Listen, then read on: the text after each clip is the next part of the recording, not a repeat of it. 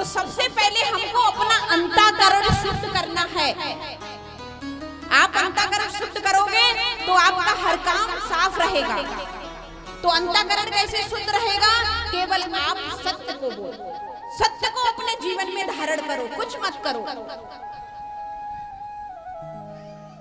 आप कहोगे महाराज सत्य पे तो बोले, लेकिन सत्य तो बोलने के ऐसा ऐसा होता है, सत्य वालों को कभी कभी जेल भी जाना पड़ता है।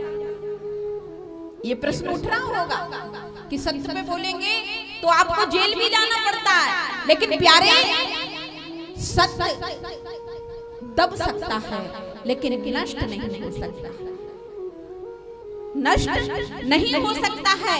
क्यों? सत्य को आने में, सत्य को दिखाई देने में थोड़ा समय लगता है। जानते हो क्यों? एक बार क्या हुआ कि सत्य और झूठ दोनों गंगा स्नान करने गए। सत्य और झूठ दोनों गंगा स्नान करने गए। अब सत्य की और झूठ की वहीं घाट पर मुलाकात हो गई। गंगा के घाट पर दोनों की मुलाकात हो गई। जैसे ही झूठ ने देखा कि सत्य और झूठ की मुलाकात हुई, सत्य ने कहा कि ठीक है, हम तो स्नान करने जा रहे हैं। बोले हम तो अभी आए, हम तो थोड़ी देर में करेंगे, आप बहुत देर के आए हो, आप कर लो।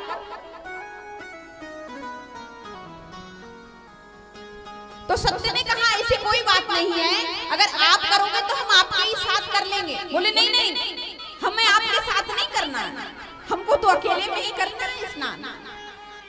तो जब सत्य ने ज्यादा आग्रह किया तो झूठ समझ गया, झूठ समझ गया कि सत्य मुझे लेके बिना जाने वाला नहीं। तो बोले कोई बात नहीं, तो ऐसा करो आप बाद में कर लेना स्नान और मैं पहले करके आता।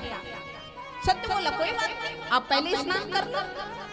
झूठ गया स्नान करने के लिए गंगा जी में, गंगा से स्नान किया और बाहर निकल आया।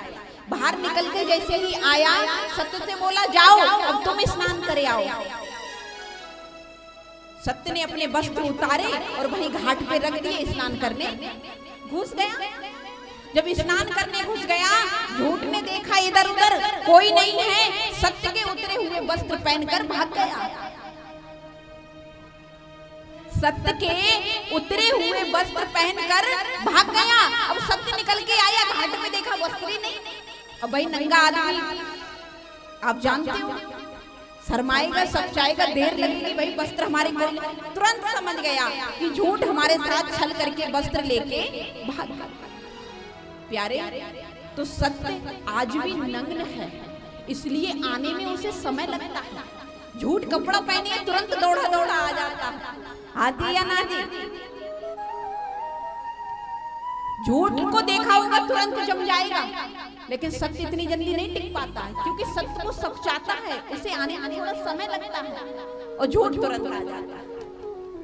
इसलिए सत्य दब सकता है लेकिन नष्ट नहीं हो सकता। आने में समय लगेगा लेकिन आएगा जरूर। इसलिए हमेशा सत्य पर चलने का संकल्प लो।